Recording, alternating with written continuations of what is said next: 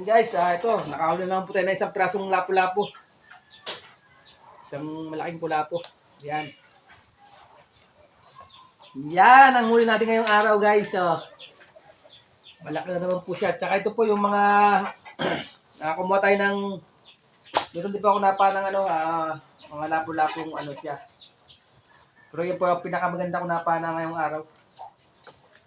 Nung isang araw po, nung nakaraan pa po yan, nung namana ako ng marami akong napana, ay hindi ko siya tinamaan. Kaya sabi ko, babalikan ko siya pagka kumalmada. Ay kumalma po kaninang hapon. Lumusong po ako ay alas 2:30 na po. Ito kaabot ko lang po, almost 2 hours. Ayan to. Ito po yung nakakuha natin guys. Diba? Meron na naman pang ulam. Libre naman po tayo sa ulam. Yan. Yan. Meron tayong tahong na nakakuha guys. Ayan mga tahong. Yan. Yan. Meron tayong nakakuha mga tahong. Yan. At ito po yung mga lapu-lapong napana ko rin po.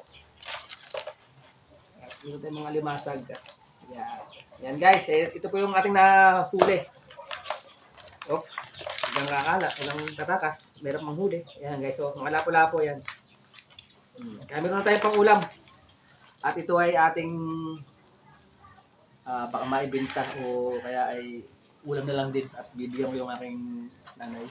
Ilan po guys, magandang hapon po sa atin lahat. Ingat po tayo palagi. Yan. Baka tumalon eh.